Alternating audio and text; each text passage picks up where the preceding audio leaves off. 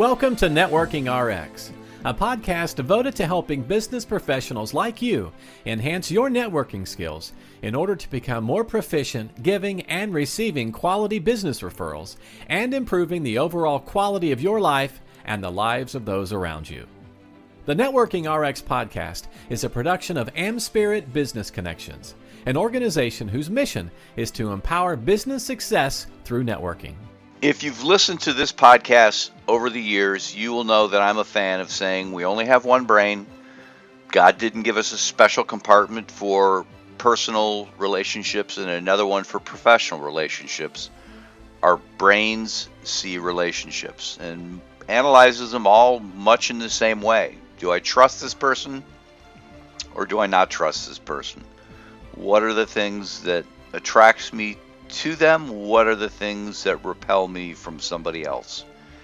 And the things that happen in your personal world with respect to relationships are highly correlated with the things that happen in your professional world with respect to relationships. And it's, in my mind, I keep coming back to this. People will ask me how they should handle particular situations. And these are people I know, particular professional situations. And these are people I know who have really great personal relationships. Well, as near as I can determine, long-standing marriages, great relationships with their kids, other people socially. And I just kind of put it in those terms. This is how you approach your spouse on something similar to this. Why does it differ that this person might be a prospective client or a referral partner? And that really kind of gets them thinking. It's like, okay, yeah, I get it. So I say that because I stumbled across a study, and in the study it talks about an emotion that protects people against divorce. And what the researchers found is that gratitude is a key ingredient in any marriage. And again, a marital relationship is certainly more devoted. Hell, you got to register with the county that you're getting married. You don't have to register with anybody that, hey, you're having a business relationship. So I get it, marriages are a little different, but marital relationships, again, are just relationships. And if it works in a marital relationship, then why wouldn't it also work in a professional relationship? Or if it works in a marital relationship, why doesn't it work in a personal relationship, and then from there the step to professional relationship? But it talks about gratitude being a key ingredient. And the researcher, one of the study's authors, says, we found that feeling appreciated and believing that your spouse values you directly influences how you feel about your marriage, how committed you are to it, and your belief that it will last. And it's just taking the time to be appreciative of the people around you.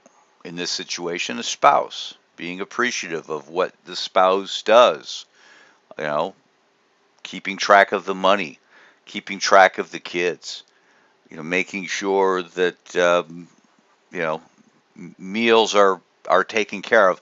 And I'm not trying to suggest, none of that is, in my mind, is sexist, at least, that one person should be responsible for something as opposed to something else. I mean, we all kind of have, in any relationship, there are people who like to do certain things and other people who like to do other things. My wife likes to vacuum. I could care less about vacuuming. I like to shovel snow. I like to mow the yard. You know what? She doesn't like that. So it's kind of it's kind of a perfect little scenario there. I'll take care of the things I like to do, and she'll take care of the things she likes to do, and it all works out. As sexist as that might sound. But then again, she's really great with numbers. She's really great with our finances. I'd rather cook and go shopping.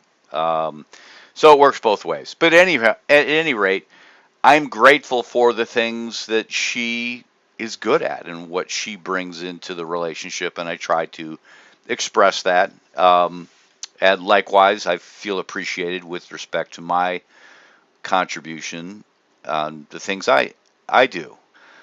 Well, the same holds true with respect to our other relationships, our professional relationships, and being grateful for the people in our world. I'm very grateful for my assistant Teresa, and I was very grateful for Mary, who was before her, and Hillary, who was before her. And it goes on down the list of the various people that I've had helping me. I'm certainly grateful for franchisees and what they bring to the table. I'm thankful for people I don't interact with all the time, but I know they're there. I mean, I've got a payroll company. I don't have to worry about payroll. I just kind of send things off to them, and it just kind of seamlessly happens. Same thing with my financial advisor, and just kind of letting people know, that you appreciate them. My mechanic. Oh my God, I appreciate my mechanic. Be able to bring a car in, know that you know the person and they're going to give you a straight answer. Because in the past they've given you a straight answer where they clearly could have taken you to the cleaners. You just kind of know you're in the right place, and so it's important to express appreciation somehow, some way, whether it's a marital relationship, just kind of a personal relationship with a friend or a neighbor, or things that are more professional relationships. Gratitude is a key ingredient to any of them and all of them. So here are some ideas for being mindful of that gratitude, if you will, and just kind of being on top of your game. One, just every day take a moment to stop and be thankful. Someone suggested that, the guy's name's Dean Pulliam, and he's a not-for-profit consultant. And what he suggested is every day he's got an alarm every day that goes off, and it basically reminds him to be grateful. He calls it his gratitude interlude. 1:53 every day, the alarm on my phone goes off, and it just reminds me that I need to stop and be grateful. And it's not always easy to stop and be grateful, but you can take 15 seconds and say, yeah, you know what, I got a pretty good life. Things are pretty good. The other thing that you can do is certainly keep a journal of the things that you're grateful for, but also keep mindful of the things that are the setbacks in life, because you can be mindful of those, and they're great benchmarks for you to realize really how good you have it, or maybe it's bad days others have had. You can, geez, yeah, I know my life's tough, but it's not that tough. Certainly, the other thing you can do is just have visual reminders. Remind yourself that you need to be grateful for people. It's easy to keep track of birthdays, but you can also put on your calendar just, whatever days. Find somebody's birthday, put it on your calendar, or not put the birthday on the calendar, but then also count out 93 days in the future or 33 days in the future, some random time in the future where you're going to reach out to them. It's not their birthday, it's not their half birthday. It's just a time to say, you know what, I really appreciate what you're about. By the same token, just reaching out to somebody and saying, I appreciate it. I appreciate what you did. I was on a call a couple weeks ago, and one of my franchisees, it was a day-long call, and I was just burning out towards the end. And one of my franchisees, Tom Anderson, he just stepped in. He could see I was just struggling to make a sentence because I'd been literally talking all day. And he says, I got this. And he just took over, and it was great. And I appreciated that, and I made a point the next day of saying, you know what? I didn't say it then because I was tired, but I really, appreciate that. And we can certainly be appreciative of our friends, but we can be appreciative of our competitors, our enemies, if you will. Those people help us in their own way. Certainly competitors, if you didn't have competitors, you wouldn't be as sharp as you are in business. And, enemies is probably a strong word. But I think we can, people out there who might do us harm or not as friendly as we might be, as we might want them to be, certainly provide us with a benchmark of how we don't want to be. And I think that's important. But just taking the time, crediting others with achievements, just and being just sincere about it.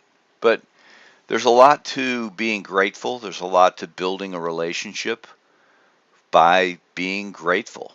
In the study I talked about, even when things weren't going well financially in a family, or things might not be going well because whatever is illness with maybe immediate family, a child or one of the spouses, or maybe it's an extended family person, extended family member. It can be stressful. I know it firsthand, but just be able to stop and say, I appreciate the effort you've put in. It might not be as much as you want, but at least it's something, and be appreciative of it. And if you're appreciative of that little thing, you tend to end up getting more. And if not getting more, at least, you expressing value is an important thing for keeping the relationship harmonious. So again, gratitude is a key ingredient in a strong, successful marriage, and there's certainly, by extension, gratitude is great for your personal relationships, and it's also good for your personal relationships. So make a point of finding things to be grateful for and taking the time to express those feelings with the people you know. Thanks for joining us on the Networking RX podcast. Please put what you've learned into action today and let us know if you have questions, comments, or ideas for future topics. You can email them to us at podcast@amspirit.com. That's AmSpirit.com. Finally, so you never miss an episode, be sure to subscribe to the Networking RX podcast through iTunes, Overcast, or however you receive your podcasts. Now get out and network with someone. The Networking RX podcast is the copyright production of AmSpirit Business Connection. All rights reserved.